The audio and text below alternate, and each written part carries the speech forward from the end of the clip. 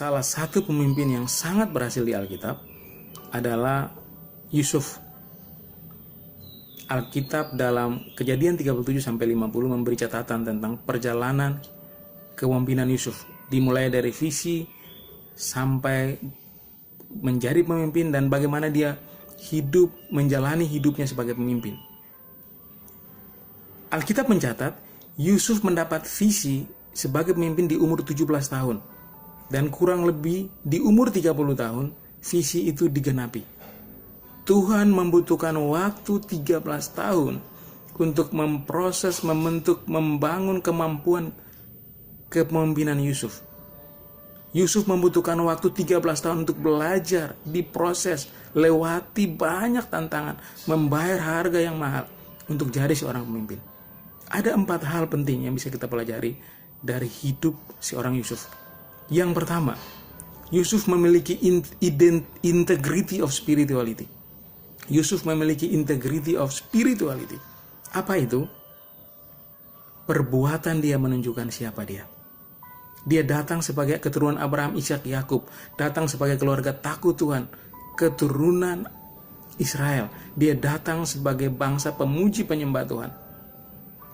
Saudara, apa yang melekat secara rohani kepada kita, identitas rohani, status rohani, embel-embel rohani, tidak lebih penting dari perbuatan yang kita lakukan. Perbuatan kita harus menunjukkan itu.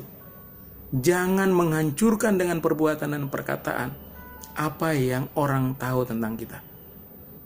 Kalau engkau anak Allah, tunjukkan lewat hidupmu, tunjukkan lewat perbuatanmu, tunjukkan lewat perkataanmu. Jangan menghancurkan dengan perbuatan, dengan perkataan. Siapa identitasmu? Apa identitasmu? Apa status rohanimu? Yang kedua, Yusuf memiliki identity of spirituality. Dia punya identitas rohani yang baik. Sebagai anak Allah, dia menjaga karakter anak Allah dia. Dalam keadaan dia diproses, dalam keadaan dia terpuruk, juga dalam keadaan dia berhasil. Waktu dia diproses, dia tidak jatuh dalam dosa. Dia tetap takut Tuhan, dia tetap takut Tuhan. Setia dengan tanggung jawab dia. Waktu dia berhasil, dia juga tetap menunjukkan karakter dia. Saudara, jangan pernah berubah identitasmu karena keadaan yang berubah. Jangan pernah berubah identitasmu karena statusmu berubah. Tetap tunjukkan identitasmu dalam keadaan apapun, dalam status apapun. Yang ketiga, responsibility of spirituality. Yusuf orang yang bertanggung jawab dalam perkara yang Tuhan percayakan buat dia. Waktu dipercaya mengurus rumah Potifar, dia setia. Walaupun dia tahu dia jadi pemimpin besar. Dia setia dengan perkara kecil. Yusuf orang yang belajar bertanggung jawab. Setia dalam perkara kecil. Sementara dia setia, Tuhan mempersiapkan dia memiliki dengan tanggung jawab dengan perkara yang besar. Promosi tidak pernah datang sendiri. Promosi datang melalui proses. Promosi datang lewat latihan. Tanggung jawab melahirkan promosi. Promosi lahir dari tanggung jawab. Karena itu setia dengan tanggung jawabmu. Dan biarkan Tuhan mempromosikan engkau di tanggung jawab yang lebih besar. Yang keempat, capability of spirituality.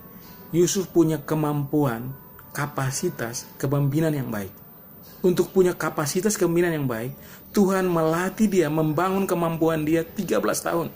Dan Yusuf belajar 13 tahun. Dia bayar harga yang mahal. Dia mengalami proses yang luar biasa. Dia dibenci saudara-saudaranya. Dia dibuang ke dalam sumur. Dia dijual di pedagang budak. Pedagang jual kemudian menjual dia di pasar budak. Dibeli oleh Potifar. Di rumah Potifar dia difitnah. Dimasukin di penjara. Yusuf bayar harga yang mahal. Yusuf melewati proses yang besar untuk melatih kemampuan kepemimpinan dia. Tuhan butuh 13 tahun untuk melatih dia. Dan Yusuf butuh 13 tahun untuk punya kemampuan kepemimpinan yang luar biasa. Setia dengan tanggung jawabmu. Tuhan Yesus memberkati.